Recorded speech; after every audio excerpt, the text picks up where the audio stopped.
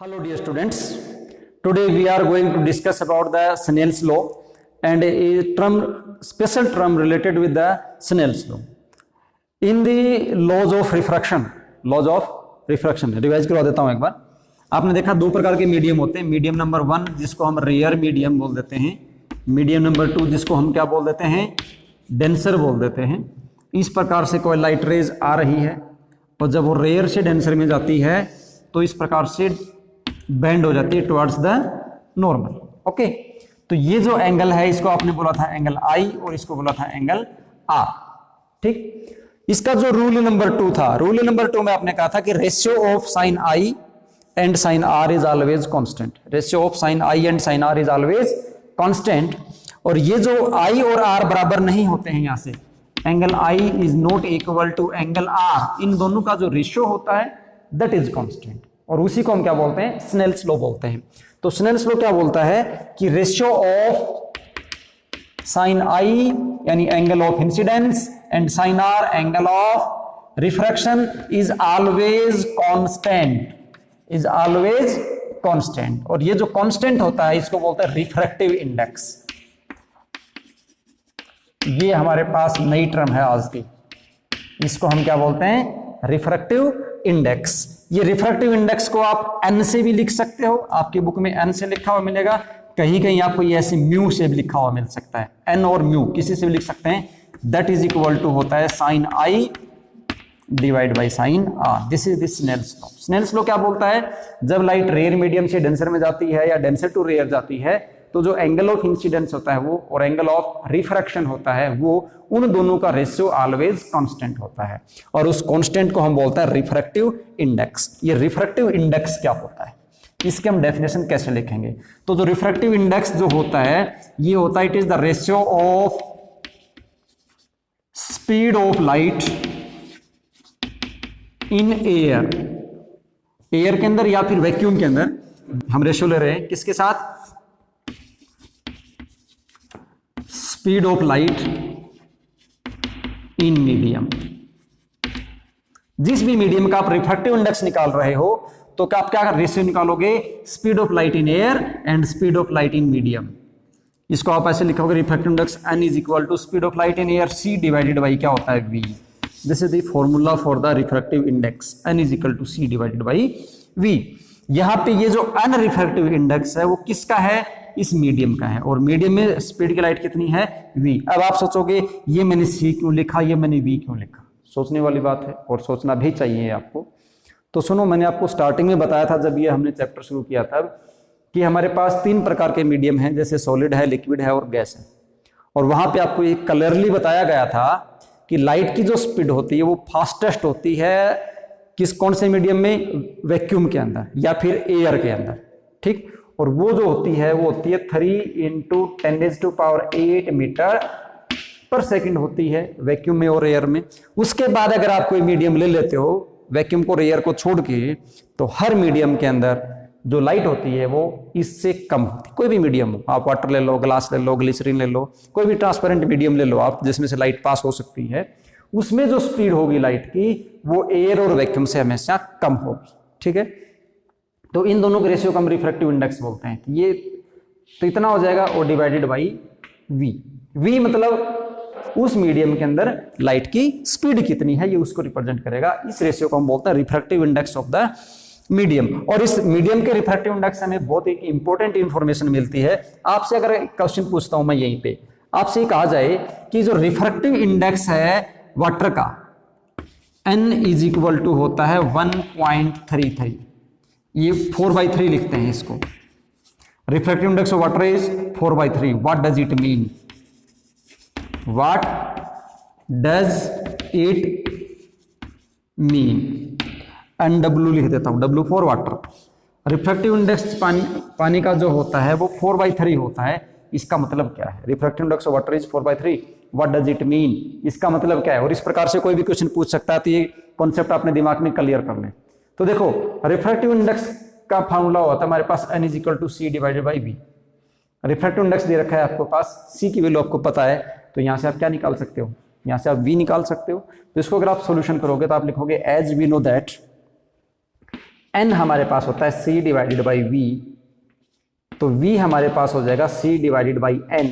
c का value है 3 into 10⁸ divide by n की वैल्यू है 4 डिवाइडेड बाई कितना 3, तो ये आपके पास कितना आ गया 9/4 इंटू 10⁸ मीटर पर सेकेंड। इसको सोल्व कर लो, इसको सोल्व करोगे तो आ गया 2 पॉइंट आपके पास कितना बचेगा फिर ये 1 0, तो फिर कितना आ जाएगा 2 और फिर कितना बचेगा 2, ये हो गया 5, 2.25 इंटू 10⁸ मीटर पर सेकेंड। तो इसका मतलब कितना हुआ, वाटर का रिफ्रैक्टिव इंडेक्स 4/3 है, वो इस बात को स्टेट करता है कि स्पीड जो है ना वाटर के अंदर है 2.25 इंटू 10⁸ मीटर पर सेकेंड।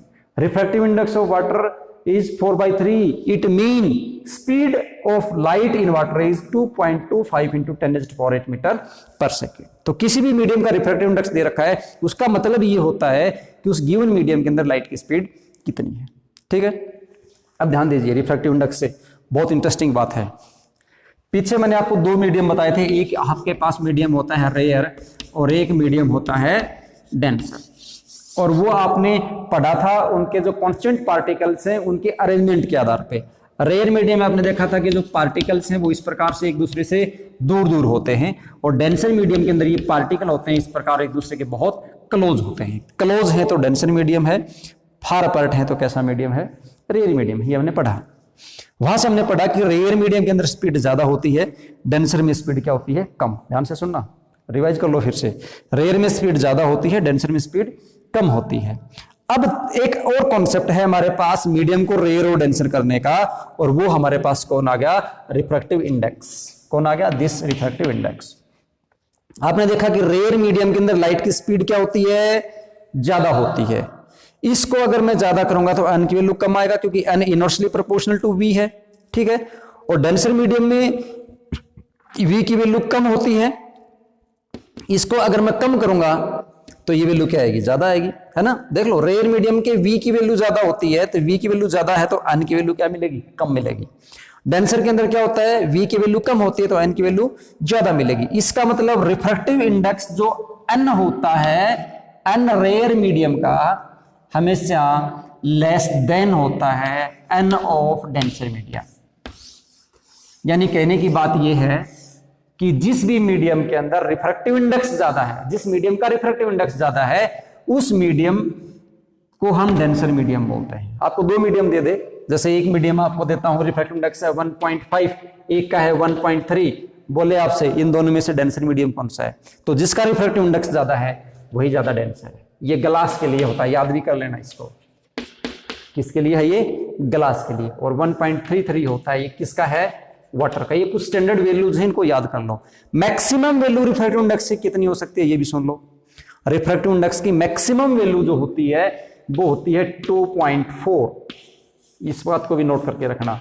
रिफ्रैक्टिव इंडेक्स की मैक्सिमम वैल्यू टिल नाउ जो हमें पता है वो कितनी है, 2.4, और ये डायमंड के लिए होती है। डायमंड का जो रिफ्रैक्टिव इंडेक्स है वो कितना है, 2.4 है। और ये एक यूनिक प्रॉपर्टी है डायमंड की, और इस यूनिक प्रॉपर्टी के कारण ही डायमंड इतना प्रीशियस स्टोन है। ये हम फिर कभी डिस्कस करेंगे, आगे टॉपिक आएगा तब। तो डायमंड का रिफ्रैक्टिव इंडेक्स सबसे ज्यादा है, कितना, 2.4।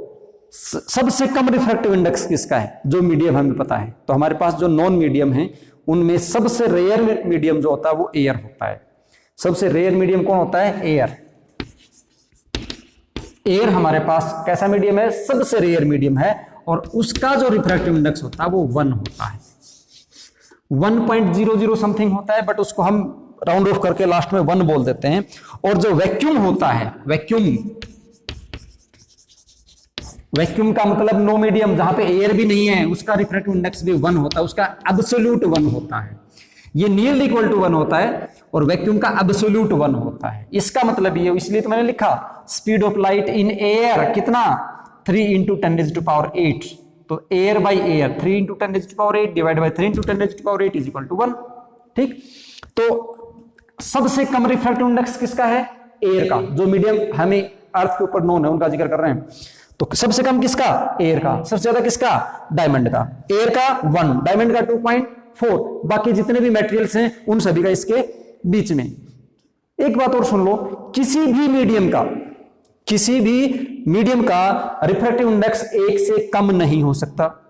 ध्यान से सुनना, किसी भी मीडियम का रिफ्रैक्टिव इंडेक्स 1 से कम नहीं हो सकता। क्यों नहीं हो सकता, आप सोच के बताओ, सोचो आप जल्दी से। मैंने बोला किसी भी मीडियम का रिफ्रैक्टिव इंडेक्स 1 से कम नहीं हो सकता। जल्दी से आप अपना आंसर सोच के नोटबुक में लिख लो, चीटिंग नहीं होना किसी टाइप का। फिर आप देखना, सेल्फ इवैल्यूएट करना कि आपने सही सोचा या गलत। ठीक है, तो आप लिख लिया आपका आंसर यस और नो, और आपने ये भी सोच लिया होगा कि क्यों। अब मैं आपको रीजन बताता हूं। एन जो होता है वो लेस देन 1 नहीं हो सकता। एन ऑलवेज ग्रेटर देन 1 होता है, always, universally n always greater than 1 होता है, लेस देन 1 नहीं हो सकता। क्यों नहीं हो सकता, सुन के देखो। हमने फॉर्मूला लिखा n is equal to c divide by b, ठीक है, और v is equal to c divided by n। अगर n का वैल्यू लेस देन 1 है, लेस देन 1 मान लीजिए, मैंने मान लिया 0.3 है, ठीक है, लेस देन 1 है ना, 0.3, तो v का फॉर्मूला कितना आया, जो v की वैल्यू कितनी आई, c है हमारे पास 3 इंटू 10⁸। ये मैंने अपनी तरफ से माना है, 1 से छोटी वैल्यू कोई भी मान सकते हो आप। जैसे आपके पास 1 है, 1 से छोटा हो गया 0.1 हो गया, 0.2, 0.3 ऐसे करके 0.9 तक कोई भी एक वैल्यू ले सकते हो आप अपनी मर्जी से। मैंने 0.3 उठा लिया। n का वैल्यू है रिफ्रैक्टिव इंडेक्स 0.3, सोल्व करूंगा तो v का वैल्यू आएगा 3 इंटू 10⁸ डिवाइड बाई 3, और डेसिमल है तो ये ऊपर चला जाएगा, 3 कैंसिल 3, ठीक है, तो ये हो गया v is equal to 10⁹। 10⁹ maximum जो स्पीड होती है ना लाइट की वो 10⁸ होती है। कितनी, 3 इंटू 10⁸ से ज्यादा स्पीड पॉसिबल ही नहीं है। 3 इंटू 10⁸ से ज्यादा स्पीड पॉसिबल है ही नहीं। और अगर मैं इसको ऐसे मान लेता हूं तो ये मेरे पास है 10⁹। ये तो 3 लाख किलोमीटर से ज्यादा चला गया। 3 लाख किलोमीटर से 9 करते ज्यादा चला गया ना, 3 लाख किलोमीटर ज्यादा स्पीड चली गई, जो पॉसिबल ही नहीं है ना। तो ये तो मैंने आपको इलस्ट्रेशन से समझाया कि क्यों नहीं है। एग्जाम में अगर आपको लिखना हो तो आप क्या रीजन लिखोगे, उसका रीजन ये लिखोगे, this is because speed of light can't be greater than 3 into 10⁸ metre पर सेकेंड। आप 1 लाइन आंसर लिखेंगे इसका, और वो क्या है, refractive index of any medium can't be greater than 1, can't be less than 1, because speed of light can't be greater than 3 into 10⁸। क्योंकि अगर रिफ्रैक्टिव इंडेक्स जो है लेस देन 1 हो जाएगा, इसका मतलब उस मीडियम के अंदर जो स्पीड है वो लाइट की स्पीड से क्या है, ज्यादा है, और जो पॉसिबल नहीं है, ठीक है। इसलिए रिफ्रैक्टिव इंडेक्स कभी भी 1 से छोटा नहीं होता। दूसरी बात, रिफ्रैक्टिव इंडेक्स में आप देखते हो c डिवाइडेड बाई v है, c स्पीड ऑफ लाइट है, v भी स्पीड ऑफ लाइट है, वैल्यू से डजेंट मैटर, दोनों स्पीड हैं, ये भी स्पीड की यूनिट रखेगा, ये भी स्पीड की यूनिट रखेगा। मीटर पर सेकंड डिवाइड बाय मीटर पर सेकंड कैंसिल आउट हो गया, तो हमारे पास सिर्फ एक नंबर मिलेगा, कोई यूनिट नहीं मिलेगी। तो refractive index has no unit.